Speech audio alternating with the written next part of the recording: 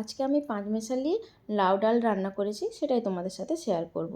তো প্রথমে এখানে ছোলার ডাল আর তুর ডালটাকে ভিজিয়ে রেখেছিলাম কিছুক্ষণ, তারপর ওর মধ্যে নিয়ে নিয়েছি মসুর ডাল, মুগ ডাল দিয়ে এটাকে লাউ, টমেটো, মসুর ডাল, মুগ ডাল, তুর ডাল, ছোলার ডাল আর অল্প নুন হলুদ দিয়ে আমি প্রেসারে কয়েকটা সিটি মেরে নিয়েছি। তারপর ফোড়নের জন্য নিয়ে নিয়েছি গোটা জিরে, 1 চিমটে হলুদ আর তেজপাতা আর রসুন, আদা আর কাঁচা লঙ্কা বেটে রেখেছি, বেটে না ওই কুড়ে রেখেছি, আর রেখেছি অল্প পেঁয়াজ কুচি। এরপর আমি তেলের মধ্যে ফোড়নটা দিয়ে দেবো। ফোড়নটা একটুখানি ভেজে নিয়ে আমি এতে দিয়ে দেবো পেঁয়াজ কুচিটা।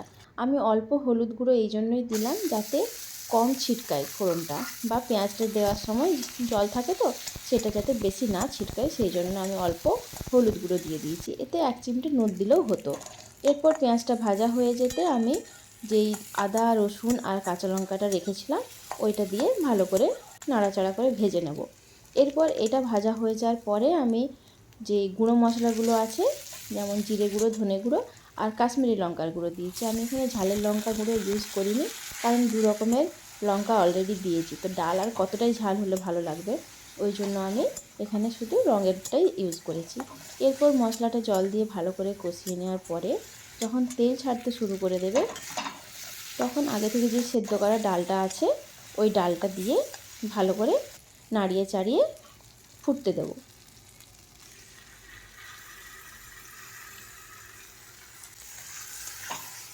আমি এখানে পাঁচমেশালি ডাল বললো, আমি কিন্তু 4 রকমের ডাল দিয়েই আজকে এটা বানাচ্ছি। তো আশা করি এটা ভাত, রুটি, পরোটা সব কিছু দিয়েই ভালো লাগবে।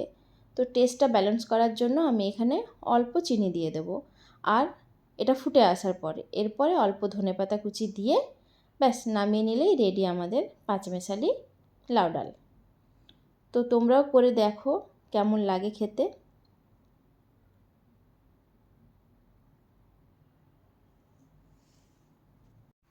আশা করি খারাপ লাগবে না, ভালোই লাগবে। লাউ তো শরীরের জন্য খুবই ভালো, তার সাথে ডাল থাকলে খারাপ হবে না।